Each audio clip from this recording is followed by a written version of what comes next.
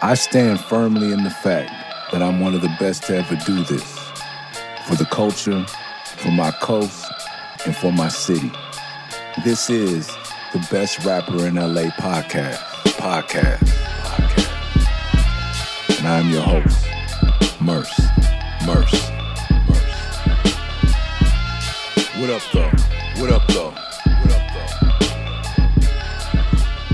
Welcome back.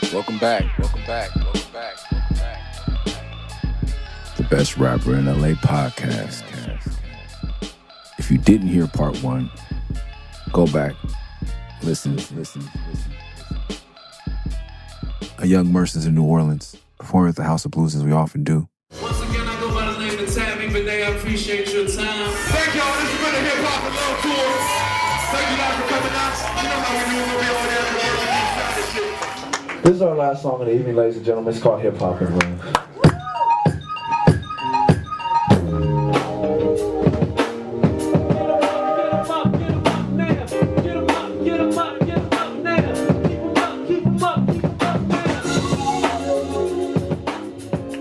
Shout out to the African food in that place.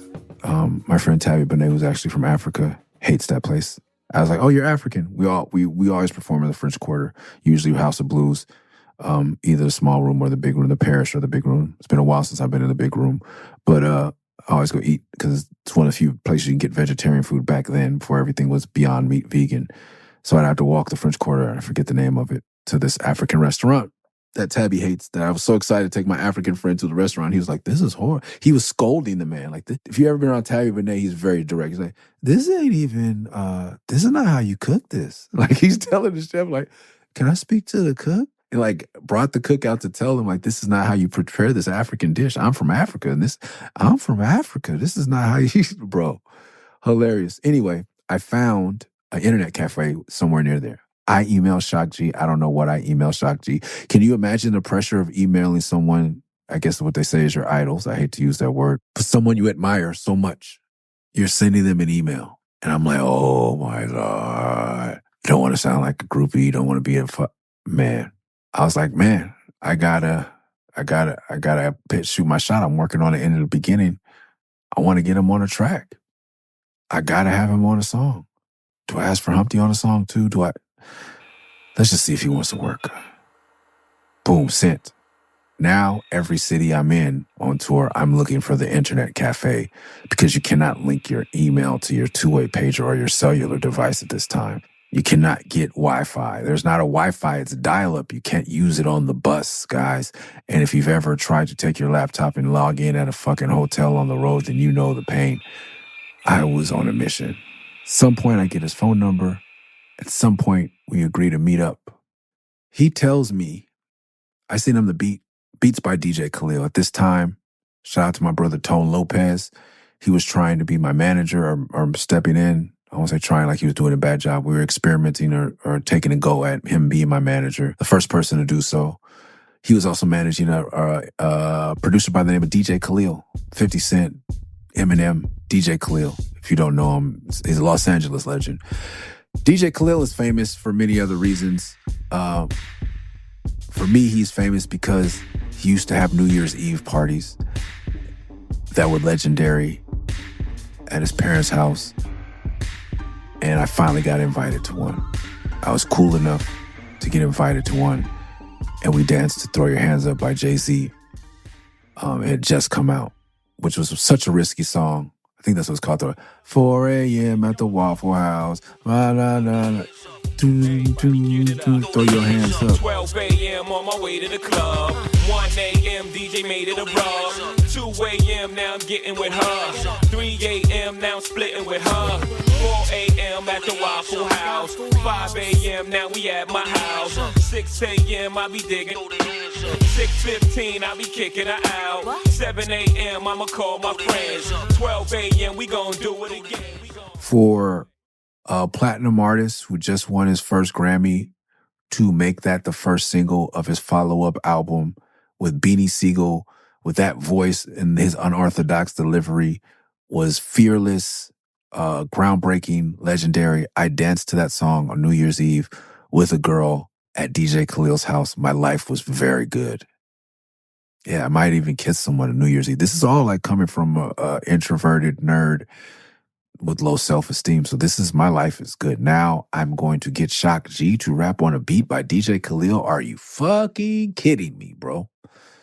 The day arises, I'm to pick up Shock G from the airport. I'm in Buena Park. I still remember where I was standing. I am to drive to the valley, the San Fernando Valley from the Orange County, as we talked about on the Felt podcast. That is a long drive. To pick up Shock G from the Burbank airport. We're recording at Ariel's house. I have to go to Burbank to pick up Shock G, then to his house where he was living in Topanga Canyon to pick up the equipment, then back to the studio. Topanga and Ariel's house not far apart. But from Orange County to Burbank to Topanga to, I forget what part of the valley Ariel lived in at the time with his parents, or I don't even know if he was living there, but where his studio was in his parents' backyard was a fucking hike. Waiting for it in the morning. I cannot tell you how excited, nervous, anxious, all that shit I am right now. And I'm still on, like, trying to get off my pills, I think, at this point. I'm not fully functioning. So I'm smoking cigarettes, drinking like I shouldn't be, not exercising, getting fat, 185, comfortable, I won't say happy or content, comfortable in my relationship, comfortable in my life. I got a car, I can smoke in my house, I can play, I got all the new Xbox games, my friends are pro skaters. Life is, like I said, life is good at this point, but I'm nervous. I shouldn't have been drinking, smoking. DJ Khalil calls, one of his grandparents is passing away. He can't make it to the session. This is before, like, I need him to be there to give me the beat. This is the beat that me and Shock have written to and discussed. What do I say to Shock G? I don't know how I reach him, but I reach him, I tell him, or maybe I just pick him up. And he's like, no problem, I'll just do the beat. What? Now,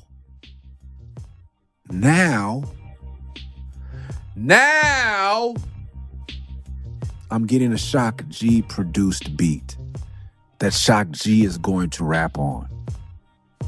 Are you kidding me? And I'm going to say this is how it went down. I went to pick him up. I told him we didn't have the beat. He said he'd make the beat. We went to his house. We picked up the purple machine. I forget what it's called. It's like Planet Fat or something like that. He went to Ariel's house and made the beat right there. We wrote Risky Business right there. I was so nervous to tell him the concept. I had to rap my bars to him. I'm sweating, shaking. I'm looking across at Shock G and I'm like, so I want to go back and forth with you. I want to tell this story. I hope you don't think it's corny. And I don't really think I've ever seen the whole movie of Risky Business at this point. I don't know if I have to this day. I've seen clips and parts.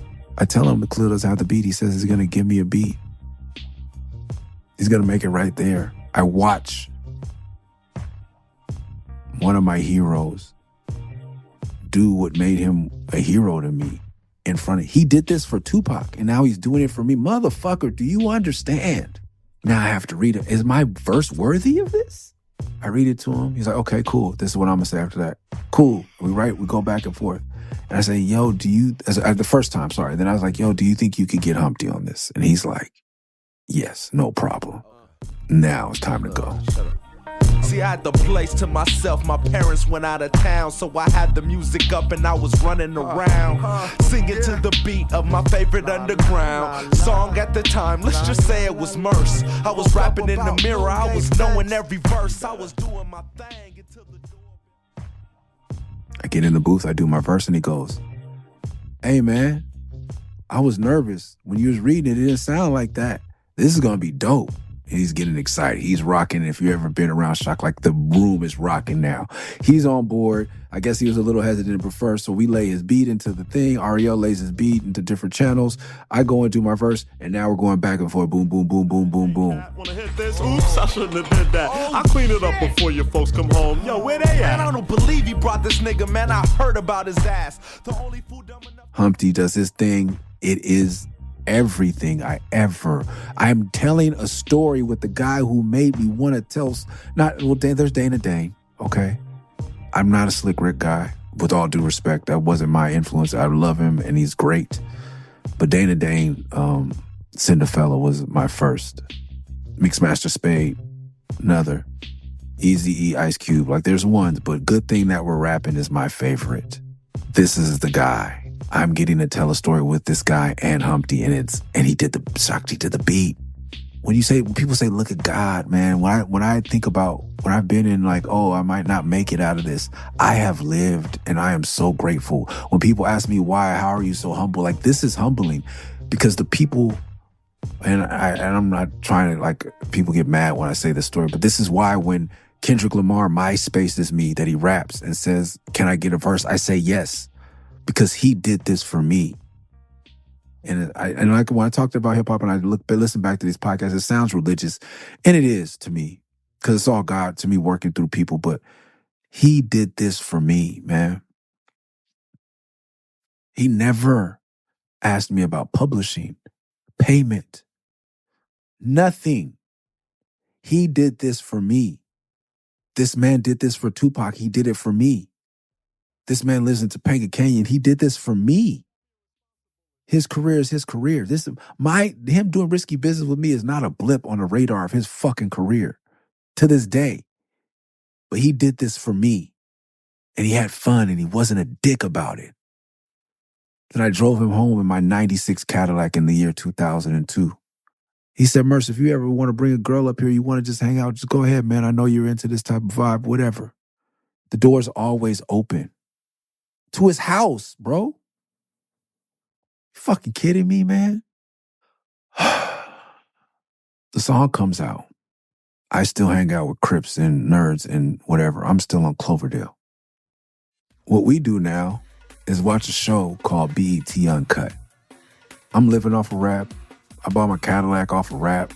I make my payments, my $870-something a month payments, $787.83.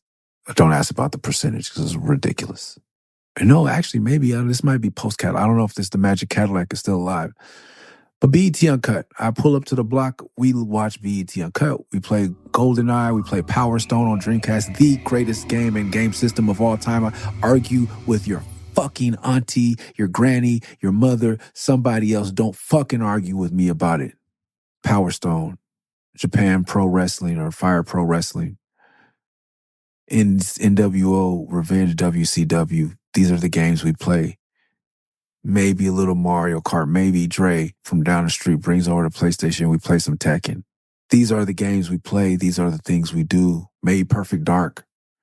We watch BET Uncut when it gets late because we like to see ass, titties on television, rap music, ass, titties, tip drill. Joker, the bail bondsman from Alaska, the greatest rapper from Alaska except for Rolos Rios and Cash Lansky. I see this. I say, oh, let's not forget about the mighty Casey White Girl. And Julie too. White girl.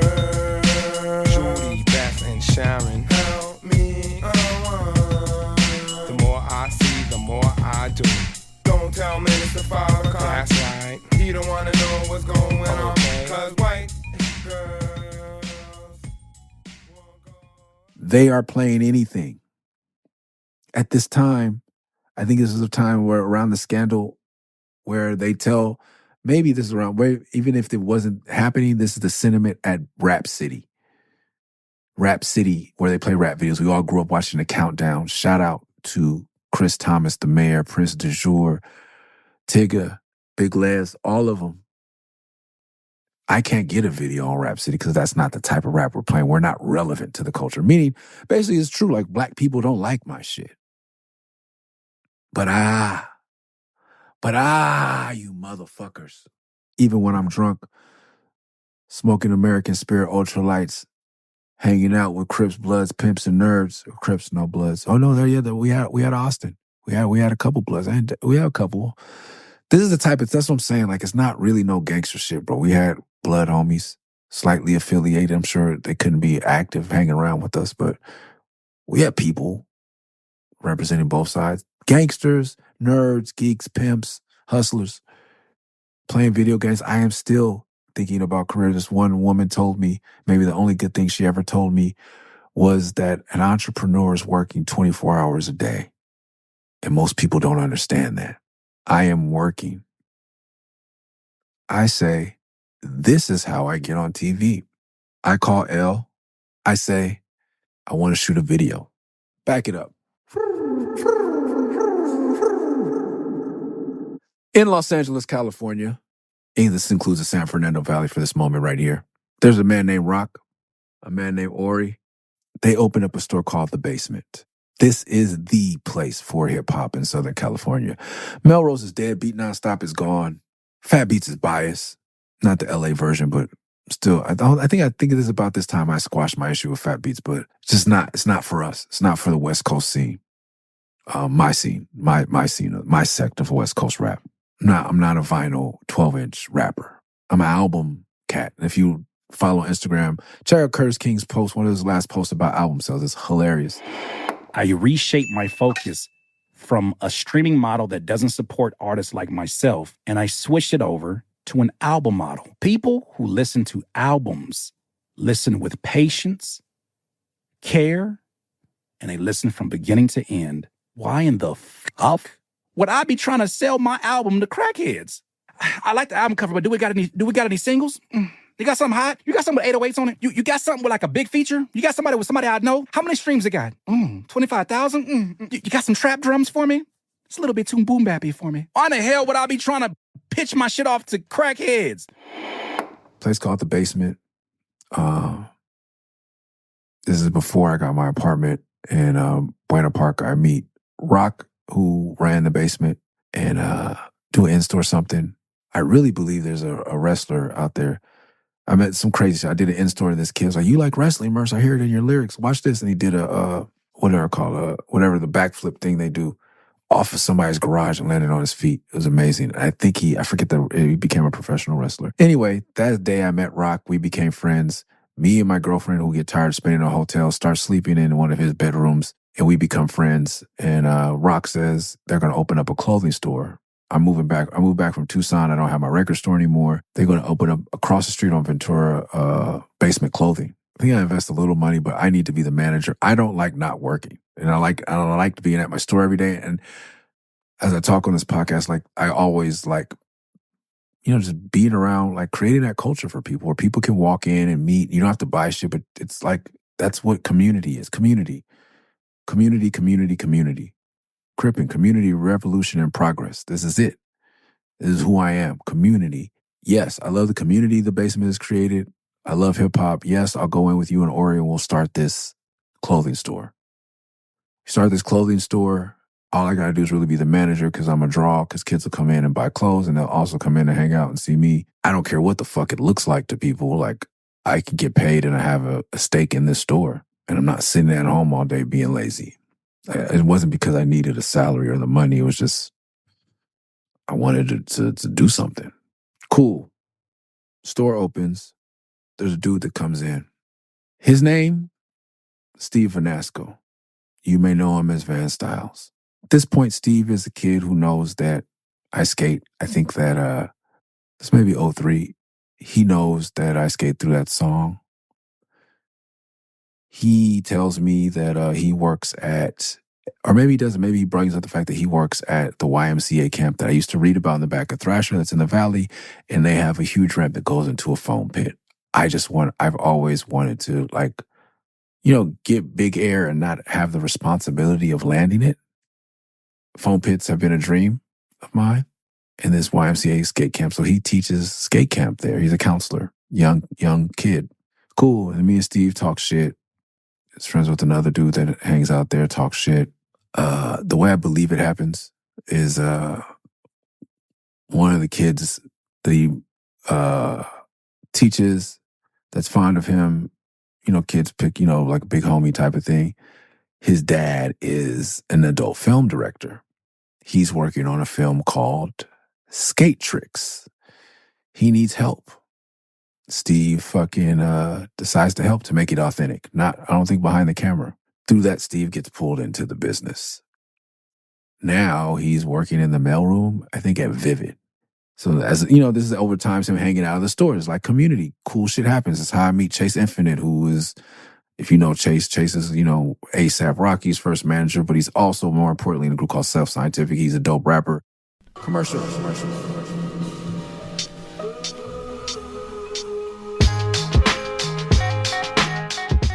If you're ever in the Leimert Park area near Crenshaw and 43rd and you're in the need of some caffeine, please, please, please stop by Harun, Harun Coffee.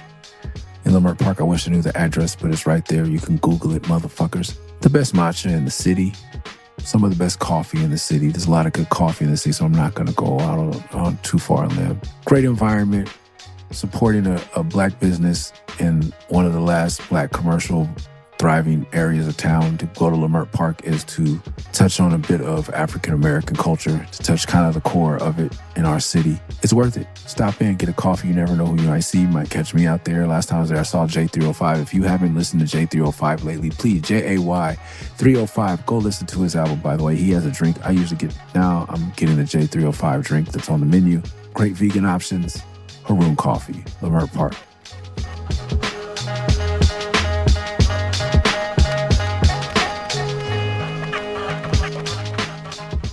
Chase Infinite, somebody I met through just being in the community, having that space to meet and hang out.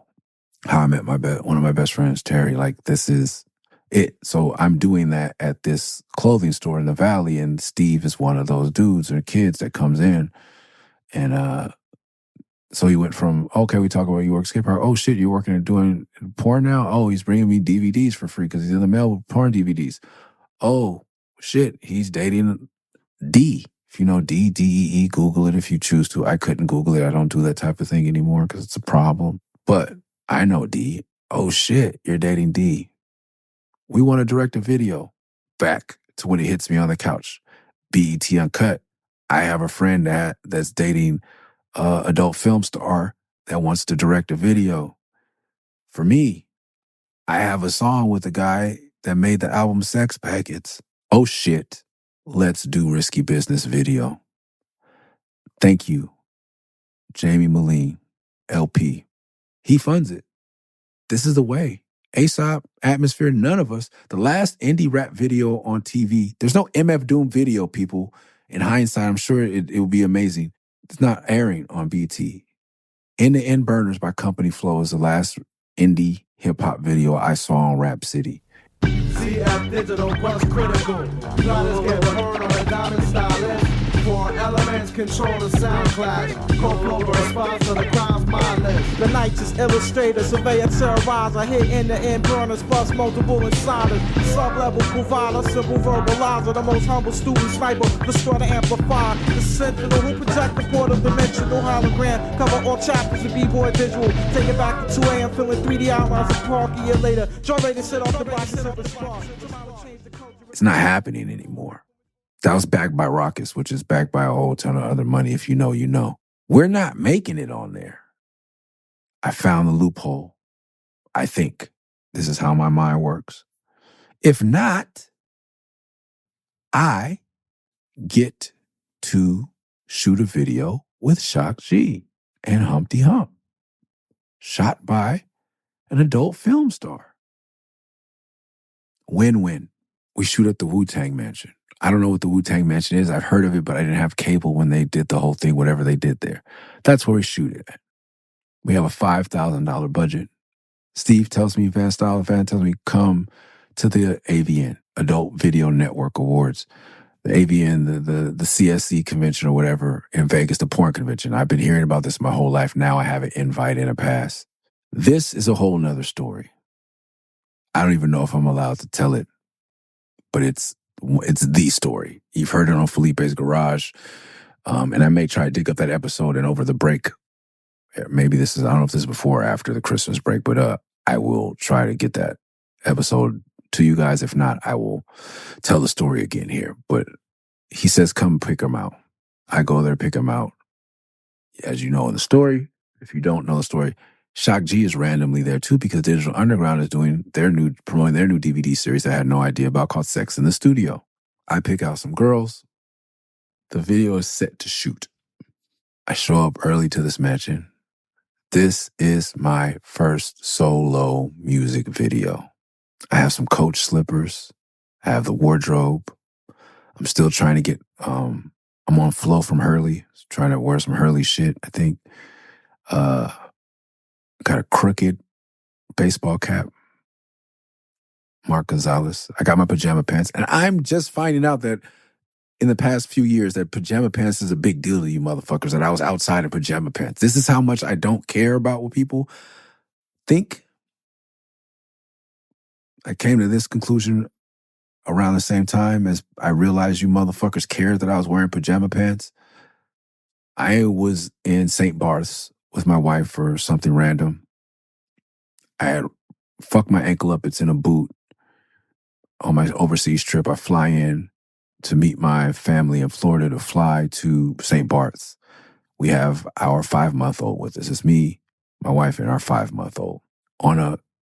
Literally, the guy said, "Can I see your passport?" I handed it to the pilot. He turned around and grabbed it. That's how small the plane is. You have to fly into St. Barth's is. I'm on St. Barth's, one of the most beautiful islands I've ever been to, with French people who don't deserve to be there. Number one, colonizers. Number two, their attitude is so stank. The wealthy French. I have good French friends. These motherfuckers on this island, I've never met so many people upset to be in a paradise. Who the fuck are you? And so I'm walking wearing my baby in a boot, wearing a dirty t-shirt and some fucked up shorts, and just walking through the streets. And I know I'm the only black person that's not serving someone some food or liquor. I know they're looking at me like, I was like, oh, maybe I should dress up. Maybe. And I was like, I don't give a fuck. A lot of rappers say they don't give a fuck. I really, like, you tell everybody how tough you are because you give a fuck. You tell everybody how much everything costs you buy and you have because you give a fuck. Killing people is a sign of giving a fuck because someone's disrespected you and you give a fuck. So you have to let them know so other people will give a fuck before you give a fuck. I don't give a fuck. And sometimes it's so bad where I say anything and it gets me in trouble or offends someone, or I didn't care that I'm aware of the fact that no one else is wearing pajama pants, but I didn't. For me, in my mind, it's like, why isn't everyone else? I have a job where I don't have to fucking wear a suit and tie. These are comfortable. I can wear, and when I'm in the East Coast, I can wear thermals underneath. Before I could afford to shower after the show, I could roll right into my bunk and go to bed. Why wouldn't you wear it, especially if they have pockets? I only wore the ones with pockets. I missed out on a lot of cool designs that didn't have pockets. I don't give a fuck. I brought my favorite pair of pajama pants, my Hurley t-shirt, my crooked hat, my button-up shirt, some dun-dun-duns, because I wore dun-dun-duns. That was something else people cared about. I wore briefs, not boxers at that time. TMI, I know. But they were, I won't go into it. It's TMI. But for someone who jumps around a lot on stage, it was a lot more comfortable to me. And as I told you before, I got pantsed once. Wearing pajama pants is better to wear. Maybe that's what I started going briefs only on stage. Because if your bandmate decides to pants you, at least your underwear don't come down. Yeah. This is what I brought to the Wu-Tang Mansion, the West Coast Wu-Tang Mansion. I think little ass, like, there's definitely some highlights of porn stars in there that I didn't know, I wasn't aware of. I'm not even going to get into that, but there was only one I was concerned with, and not in that way. But yeah, there was all kind of things you expect to happen at the video shoot. They were happening. Maybe read the book for the details. Somebody who's very significant to my story, to my life story, is 4-5, and I mentioned him. My homeboy Ant. I don't know if Eric was there before he passed away. My boys that aren't with me. Any shock's not even, man. I brought the hood out. I said, hey, like, and if I listen back to this and people get offended, I'm sorry again, but I gotta say how it is. I was like, hey, cuz, everybody gotta come. This is the first thing I'm doing that y'all niggas could be a part of. It's not no weirdo shit for y'all. It's gonna be bitches and liquor and weed in a fucking mansion. Bring the hood. Let everybody know. So the hood came out. And it was good because it was like legendary for a lot of niggas that got locked up after. Like, people talked about that. It was a thing for us, for the block. I can't say the hood. The hood implies gang. For the block. And as we say neighborhood, some people in my circle get offended. I don't have the fucking brain capacity, bro. The neighborhood came out. It was fun. Shock was there. He showed up with Money, Mun's son, and a couple other homies from DU. And yeah, Money B told me always rap for real in your video or it looks like you're lip syncing. I don't like to rap in front of people. I don't like to perform. I get anxious. I'm nervous. Now there's a beautiful woman behind the camera looking at me. There's beautiful women all around me and I got to rap. But at least I get to do it with one of my heroes. Consummate professional he was. The shoot was fun as fuck. I told this story recently. I was drinking Cuervo. I only drank cheap tequila. Grouch showed up for a second. I don't think much to the chagrin of his wife at the time. But how could you not, bro? How could you not? I drink Cuervo straight out the bottle. Especial, not 1800. That's what I still love to this day. My favorite tequila. Fuck you. No disrespect to the Rock Terramana. I'll take a sponsorship if you can enlighten me. The night before the shoot, I spend the night. This is still like me. I spend the night. I'm single now. I spend the night at the director's house with Steve. So he's upstairs with his girlfriend, me and another girl downstairs.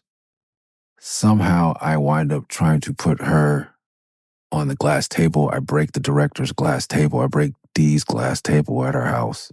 Shatter it. Yeah. I'm just telling how it was. I don't know if that might cut that out, but that's, yeah. Probably wasn't the best idea. Like I said, maybe read the book. But yeah. It was live. I'll tell you that, buddy. So that was the night before. That night, I get all that out of my systems, so to speak. During the shoot, I'm tired. I'm ready to go home. Now, what is the Queen of Cutway? I am satisfied. I go home, and so before I leave, I said, "What time we have to be back here, Steve?" And he's like, 10 a.m. I was like, "Cool." I see Shock G, drunk, high, something, inebriated, leaving the place with one of the girls from the video who drives a motorcycle, head bobbling off the back of a motorcycle. I'm like, that nigga ain't gonna be here till noon. I'll come in a little late. I never shot a video. I don't like getting my picture taken. I don't like rapping in front of people. I am burnt out. I don't even know where I slept that night. I don't remember. Get home, get up. I'm late to shoot. I think I got there at 10:30. I come in, just sit down. And then he's like, "We're ready." And I'm like, "Well, where's Shock?" Shock? He said, "Oh, he's in the gym." "Where's the gym?" "This mansion has a gym." I go walk there. This motherfucker, I walk in. I believe they say he's been there since 6:30 a.m. He's in a full back bend. At this point, the young man has to be 40-something. Full back bend, which I could never do at any age in my life. "What's up, Murs?" I'm like, "Oh, how are you?" I'm hungover as fuck. How are you even talking? I was drinking with you, and I know you were doing more than drinking yesterday. What? Who are you? Anyway, we go. Shoot the video. Second day was great. Have fun. We go home. Video drops. We shop it. Boom. We make BET Uncut. Now, when I go to the Slauson Swap Meet, now when I go to Roscoe's, Black people are aware. I am the first from our scene, as far as I know, to be in regular rotation on video with a music video. The only other person from our genre that's there at the same time is Tech Nine with "This is the town where the clowns put it down." Yeah, "Mama don't stop her, I'm a pop." Close the door before your child hear the sound, baby. Mama say stop or I'm gonna tell her papa. Yo, 151, Malibu rum and pineapple juice. We are the two indie rappers in this vein on BET Uncut. On BET, period. Life-changing, monumental. Thank you, Shock, so fucking much. Thank you, Hump, so fucking much. I can't tell you how fun it was to shoot that video. It's just timing, man. Putting yourself, taking the opportunities, asking the questions. I'm so thankful to Van Styles. We've shot together, and the story after that, just be in short, meeting his father definitely changed my life. It was a hallmark moment for me. Rest in peace, Mr. V. I love you.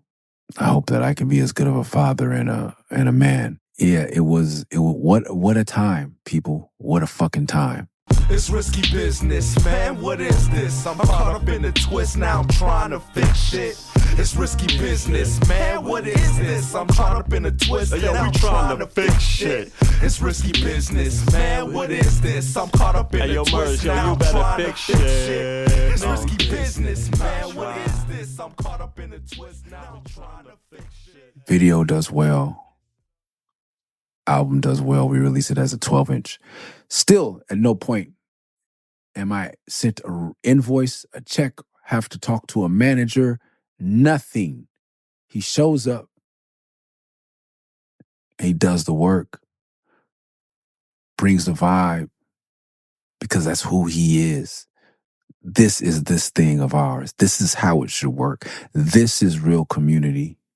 Like I said, so that when I get a voicemail from Kendrick saying I have my first show at the Key Club, will you come do your verse to She Needs Me? I just say yes. Walked out, now she crying cause she need me. I got that John Bryan love, that Define love. We call it punch drunk. We was a two-piece, she was a one-punch. And I show up by myself. I go straight to the side of the stage and ready, on time, ready to do my fucking job because he did it for me. Not because I knew this kid was going to be the biggest rapper in the world. The same thing why I drive out and show up to Noah James. I'm hosting a stage at Thought Fest all day with all the artists I mentor. I tell the artists I mentor, I cannot watch your show because I have to perform with Noah. Can someone else do the job?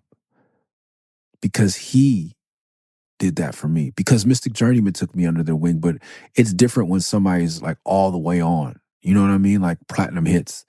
It hits different. Not that I'm not as grateful to Mystic Journeyman. It's just a different kind of thing. Because Mystic Journeyman didn't need to help me either. But these are the people and why I do what I do. And because it's also, being just like Jesus in a different way. Giving someone a verse for 4-letter words for free. But this is why I show up. I do the work when I can and I can afford it for nothing. So the song does well for me. People are like, why aren't you performing it? Well, not as much. People always ask me why I'm not doing this song or that song. But this is one's obvious why I'm not doing it. But people still ask, well, I'm not doing it because Shock's not here. I don't know how the conversation came up, but we stay in touch. He's my fucking friend now. I do take him up on his offer. I do bring a date up to fucking Topanga and we hang out in his house while he's not there. No, we don't do that. We just hang out and go for a hard. Because Topanga Canyon is one of the biggest, if you believe in this, energy vortexes in the world, parts of the earth where energy comes out of the earth and up into the atmosphere. So we are friends. That's what it is. Somewhere along the line, I asked him if he'll go on tour with me. I'm not going to say how much I paid him because I don't remember, but he agrees to go and play keys for me on tour.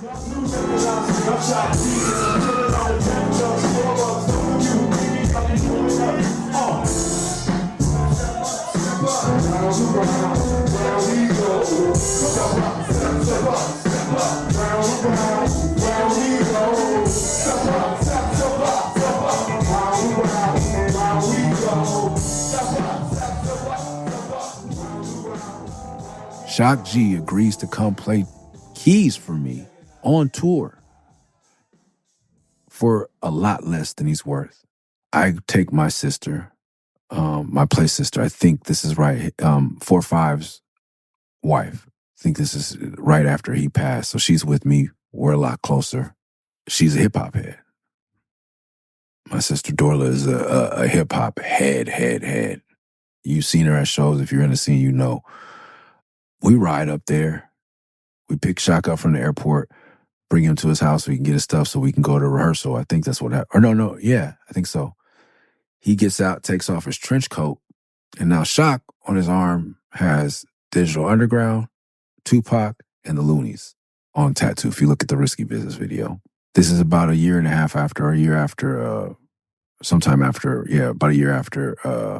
Risky Business drops. He takes off his jacket and he has Murs tattooed on his arm. When I tell you, there's no words for what I'm feeling. Also in his house, he has one picture up. It's a picture of Scarface. the rapper, because he has that much love and respect for him. Not much other things are art up on the wall. He just spoke very highly of Face. But yeah, so I'm looking at, I can just see the Scarface picture, and my sister sees it and she can't help herself. She's just like, smack, you know that smack, we smack somebody aside her arm. She's like, basically like, bro, like, what the fuck? And I'm like, yo. And yeah, she said some other things, and I was like, I don't know what, he didn't say, I got your logo tattooed on me or your name tattooed on me. It was just never acknowledged. But I think I did ask him, he was like, these are all important people I've worked with in my life. Now, I have tears in my eyes the whole time I'm telling these stories. Tupac, we've talked about how much I love the Loonies, especially the second album, and Digital Underground. I am important enough to him. I am dope enough to him to tattoo my name underneath all those greats and on his talented, kind, intelligent frame, physical frame. When I tell you, like, this is the shit that means shit, not the Grammys and all, like, you empty motherfuckers, if you don't wake up, this is the real clout. This is what we do this shit for. This is why you hang off of a building and write your name, so that the person that inspired you to pick up a spray can in the first place can say, let's go do a piece together. Or do you want to be in my crew? Or whatever it is motherfucking graffiti writers do. This is it, man. Humbling. It wasn't an ego thing for me. I didn't walk around telling people, like, there's people who see pictures of him now, like, yo, I didn't know that. Yeah, because what am I supposed to say? Like, oh yeah, Shock G got my name tattooed. Like, that's probably not why he did it in the first place. I had my head down, respecting the game, respecting the culture, following the fucking rules, being a real human, trying to be dope and being an artist, and someone else who did it the same way respected me enough to do that, enough to do this song, enough to go on tour with me, enough to do my video. Man, there's a point in my show where he would stop and he would recreate the Humpty Dance and then do So Many Tears. That was all he asked. Like, let me just play a little bit. Thank you. We having so much fun, we forgot to honor the cat, the one, Tupac Shakur, y'all. Tupac Shakur. This time we're gonna really talk about Tupac. All right? Y'all with us?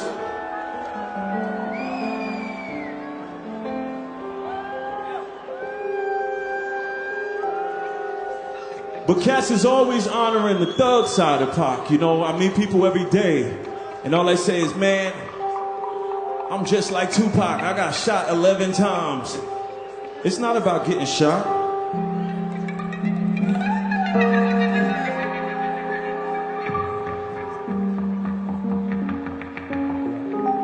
It's not about having rocks in your pocket. It's not about going to prison. I want y'all to help us honor the fun Tupac right now. And it broke my heart nights when people that are so disconnected from this culture didn't know So Many Tears, but it's because we're from two different worlds. The woman who went with me to his house, we buried her husband. I dug that fucking hole and I played that song again and again and fucking again, trying to feel better and deal with losing my friend. And now that dude with homegirl with me is seeing him, man, with a tattoo of my name. We went on tour. Shock would say like, yo, I'm getting high tonight, blah, blah, blah. I'm going out. Never late for sound check. Never missed the bus. When he wasn't getting high, he was in the bunk. Wasn't partying. Let's just say that. When he wasn't partying, he was in his bunk reading books on alien invasions and spiritual awareness and astral planes and consciousness and shit like that. Shit that I think people think I do. He was doing it for real. Doing yoga on outside the bus. Teaching me how to be a leader. Like, hey man, like, if there's one dude with 3 good looking girls, why do you try to tell the dude to get off the bus? And I really, I wasn't really messing around on that tour for whatever reason. I think I just started dating somebody. But he's like, you have your crew to think about. And it's good for morale. And it's good, like, you just befriend the dude. He's like, I made some really good friends by hanging out with the dude he he could hate on y'all, but he's trying to be cool. So why don't you be cool with him? Especially if you're not going to be messing around and your boys want to hang out with his girls. Like, what the fuck is your problem? It's one dude and 3 girls. Because most people are like, no dudes on the bus, you know? And we don't have I can understand if there's a scene in a type of music you make where you don't want random dudes on the bus, but we don't have any fucking problems. Baltimore, the Auto Bar. Before The Wire, I was going to Baltimore and seeing The Wire. I had never seen The Wire, but I had seen that Baltimore. The Auto Bar was next to a crack house that they gutted and made into the backstage. But before they gutted it and made the backstage, it was an actual crack house. It was going down. I was meeting people really involved in that whole thing before I fucking saw The Wire. Not a flex, just give you the idea of it's for real dangerous. We have been doing shows there since 1998, I believe, with Hyro. So this is about 2005 now. I've been doing an Auto Bar once, twice a year for the past 5, 6 years, 7 years. I get on the bus and there's black people I don't know, which is weird because, like I said, black people aren't coming to my shows at this point for the most part. You know, maybe 5 to 10% max of the crowd. And these are street dudes. I slam the door. I'm like, what the fuck is going on? I said, Shot, can I talk to you? Came out the bus. I was like, what's going on? Hey, man, they said they've been seeing you come through here and do shows and you don't ever holler at them. I'm like, yeah, nigga. Because these niggas are selling. I don't know these niggas. And he's like, no, man. They just want to feel important, bro. Like they know you not on it like that. And they ain't on it like that with you.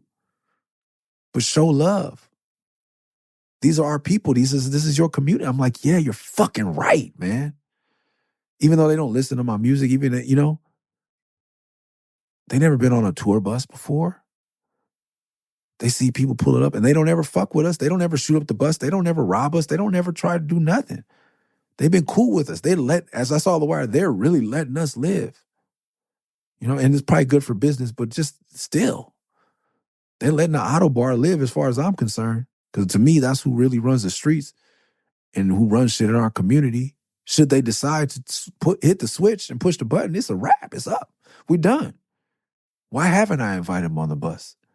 Because I was getting pulled so far away from who I was, but for the same reasons that a lot of people get pulled in and become something they're not, is all to escape. People who aren't tough pretend to be thugs. If they're thug adjacent, they jump all the way into full thug character in order to get the check to escape the gravity of that, but don't realize that doing that, they're making themselves someone they're not. I was doing the opposite. And Chase Infinite is one of the few people who could see it. And shout out to Matt Deal, when I did do this interview on this tour for Vibe magazine, he noticed, like, I was trying not to be as hood as I really am. Not to say that I'm a Crip or I'm a tough guy, but I was getting pulled away from who I am or who I was. And yeah, I should have pieced it up with those dudes and invite them on the bus. But at this time, it's like, my job is to perform for white and brown kids, Asian kids, and do this alternative hip hop shit. And I'll be in the hood. Like, you know, a lot of my contemporaries were like upset at that time too, as things were changing. Like, oh man, I want niggas to come to my show. And I was like, I do not want niggas at my show, to just be frank. I do not want street.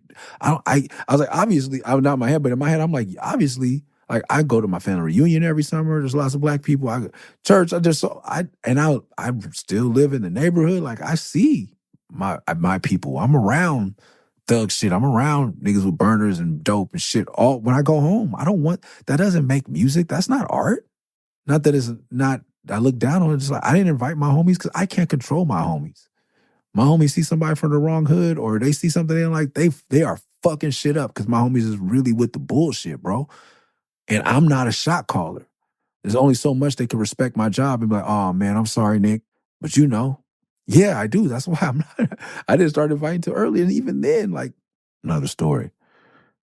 But I was so far removed, and Shock brought that to my attention in the kindest, most realest way. Like, yeah, bro, you are still who you are. And you are still a black man in America. If you see some other black men, embrace them, bro. And that's what I learned about Shock. Like, we went lots of places like that. Dudes, hardcore dudes, everybody loved him, man. Because he put Pac on. He made the hump. Like, he never, that's what always resonates with me, and I hope to be good at one day, is he's so authentic that, and that's how it was when I was, especially when I was younger. Like, that's where, like, Weird Cuz came. They'd be like, leave Weird Cuz alone. Like, why are you fucking with him, man? He just want to ride his rollerblades. He just want to read his comic book. Leave him alone.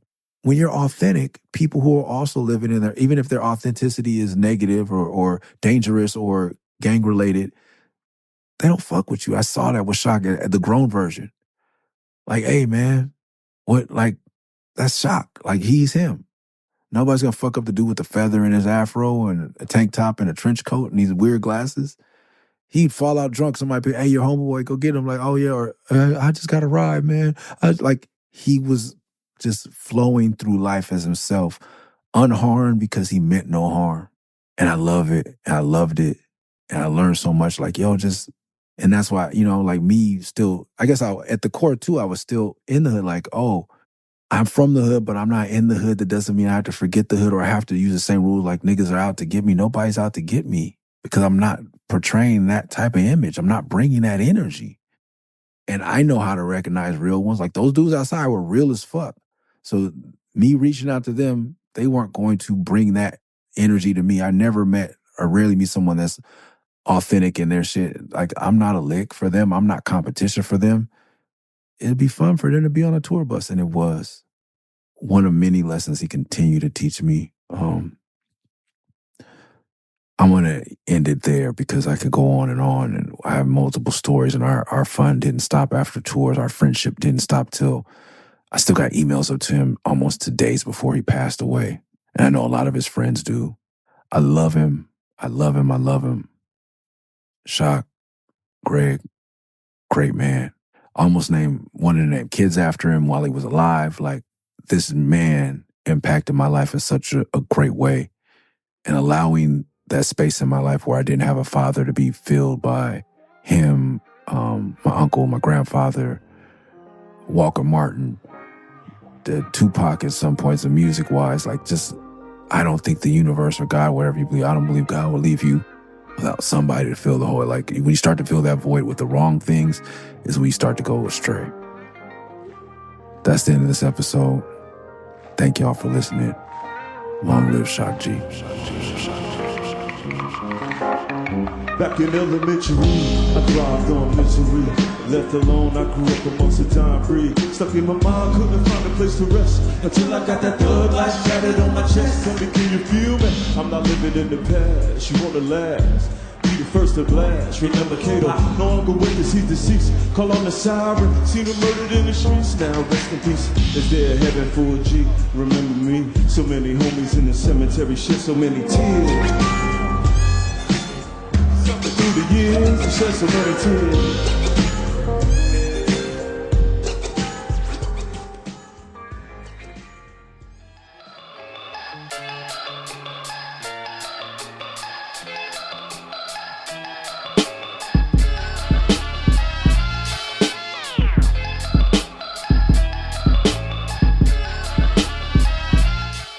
Thanks for listening to the Best Rapper in LA podcast. Make sure you subscribe wherever you listen to podcasts. Make sure you never miss an episode by subscribing on Spotify, Apple, wherever it is. If you like the show, leave a review on Apple Music or Spotify.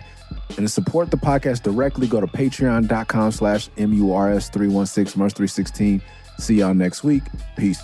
Peace. Peace.